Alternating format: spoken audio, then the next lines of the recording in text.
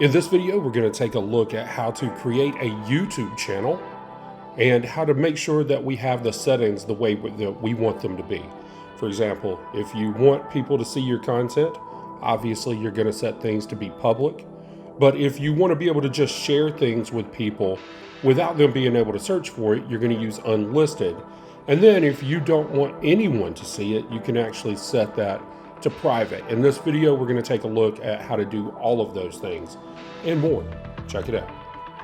All right, to get started, you're going to go and click on your icon here at the top of YouTube. You're going to click Switch Account, and then you will click View All Channels. When you get to this, you will then be able to click Create Channel. And at this point, I'm going to call this ERW Demo, and I'm going to check this box that says I understand I'm creating a new Google account. I'm going to click Create. All right, so here we are. Now you can see that we have a YouTube channel, but it currently does not exist. What we're going to do now is we are going to go into YouTube Studio. This is where you go and get to all of your resources, all of the assets, the videos that you upload. This is where you can go live. This is where you would create community posts, and now can even do podcasts. When you get to this, you're going to click Welcome to YouTube Studio, click Continue, and then you can see that it's got some pop-up messages here that are going to kind of walk you through some things. Now let's take a look at the options that we have over on the side. If you'll notice, we're going to come up always under our channel dashboard. You can see that this is the ERW demo channel that we did just create, and it by default is giving us an E just as the icon for this. We will obviously be able to change that here in just a little bit. Content is where you'll be able to find all of your videos that you eventually are going to upload. Analytics, so you can see what the playback is on your content to see how many views you're getting. Comments, so that you can interact with people who are watching. Subtitles, which is very important this day and age, since a lot of people actually watch our stuff on cell phones and they can't always listen to it. Having subtitles is great, and obviously for our DHH friends as well, subtitles are a fantastic resource. If you for some reason come across any sort of a copyright issue, you can deal with that here. And eventually, after you have built up enough, you will be able to earn money using YouTube. But the thing we're going to look at right now is going to be customization. And this is where you are going to actually go to really set up your channel. If you see right here, if I click View Channel, and I'm just going to click that now, it's going to open up here. This, again, is still our channel. There's nothing there. We don't have any playlist channels. There's nothing under the About. That is what we're going to do here under Layout, Branding, and Basic Info. First thing let's do is actually go to Basic Info. And right here, I'm going to see if I can get this approved. And sure enough, ERW Demo is now a check mark. So if you go to YouTube and you were to type in https youtube.com/@ERWdemo, that is going to lead to this page. You'll be disappointed when you get there, but the point is that opportunity exists. This is where you will go to actually type in a description of your channel. That is going to be based on how you see your channel benefiting you. Do you want it to be something that you are sharing with the world? You want people to go to so that they can follow your adventures, so that they can follow your families growing up, whatever it is. Do you want to put cooking videos on here, how-to tutorial videos? Whatever it is, you would go here and type that into the description. If you don't want to do any of those things, if you want to use this simply as a way to document your family and never share it with the world, that's an option as well. And at that point, obviously, you don't really have to worry about putting in a channel description. You can see that there are opportunities if you are a business person that you want to link out to your YouTube or your Instagram, Facebook, Twitter, to your website, whatever it is, you can do that here under links, and then contact info. If people need to get in touch with you for business inquiries, this is where they would go for that. Outside of the basic info, let's go back to branding. And this is where you would go to actually change this. If you don't want this to be a big purple E or whatever letter shows up for you, you can come here to change your profile picture, and they have all of the recommended sizes for that. I would recommend, if you are not a graphic designer, if you don't do really interesting graphic art, then maybe using something like Canva to do your design. And you can see right here it's saying do something that's at least 98 by 98 pixels, and it has to be less than 4 megabytes. Canva is fantastic for creating high quality images that have a fairly small size. So that's where I go when I'm creating thumbnails, and it's probably going to be a really good option for you. And it's incredibly easy to figure out how to use Canva. The next thing is going to be the banner image, and that is going to be the image that appears at the top of your site. As you see, we don't have a banner image right here, so it's really hard to get an idea of what that is without actually going and seeing a site with one up. Right now, we don't have one because we've just created this channel. And there are some really good resources here that are going to walk you through how to actually create your banner image. And again, this is something that I encourage you to look at creating inside of Canva. With the free Canva account, you can go in and create something that is exactly the dimensions that YouTube is looking for. And anytime you see a question mark, they're going to give you information that is going to help you even more in doing this. They're going to dive into that a little more. So if you're wondering, oh, okay, how do I really do this? Then just click on the question marks that they have here on YouTube. And then your video watermark. If you've watched most higher end channels, they're going to have a little image that is going to hover over the video the whole time, or it may fade in or fade out at different points. But this is where you're going to go to do that. And again, I cannot recommend Canva more highly.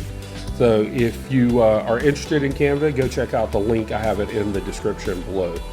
And then we're going to come back to the channel layout. Now, again, depending on your purpose, what you are using your YouTube channel for, then these things are going to be very specific, right? This is going to be your channel trailer for people who have not subscribed to your channel.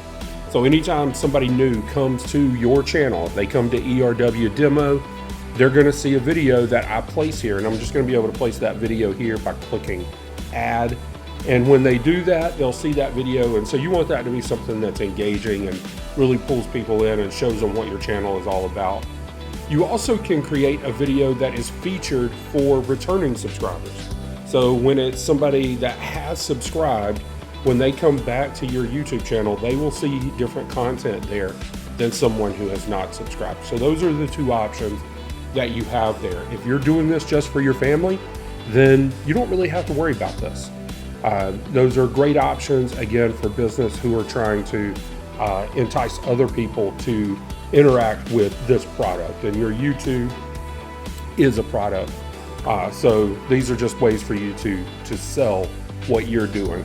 And then down here under featured sections, you can add content here just by clicking on the plus symbol and then scrolling down to what it is that you want people to see when they go to your YouTube homepage. For example, if you have upcoming live streams, and again, you have to get to certain metrics before you're allowed to do that inside of YouTube. But let's say you get to the point where you're able to do YouTube live stream, you can add this and say upcoming live streams. And then when you plan out your live streams, people can actually see, oh, that's coming up. And they can set a reminder so they know to go in there and watch that when you're live. And going live is a really good way to interact with your viewers, because when you're doing something live, you can actually do an interactive chat that allows you to communicate with them, get questions from them, answer their questions, and be able to build that community that makes YouTube such a powerful social medium. This is an overview, again, of the customization tab. And then you've got what is a very strong thing, and I didn't save any changes here, and I don't need to, but I'm going to cancel that.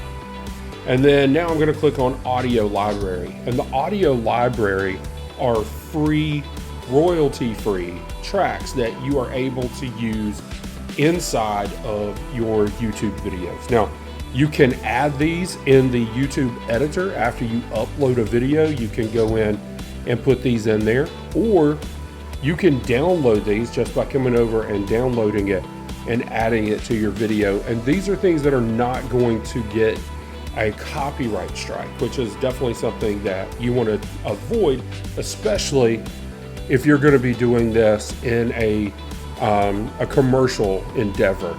Now, again, if you're doing this just for your family, you might be able to get away with a little bit more. If you're like just wanting to share your daughter's 16th birthday party and there's music and all kinds of stuff in the background, you will get a copyright notification for copyrighted music.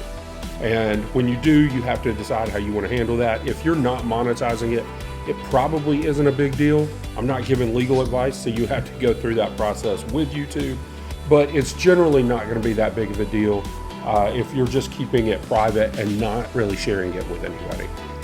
If you want to actually use YouTube to make money, you will need to make sure that you are using copyright-free, royalty-free music.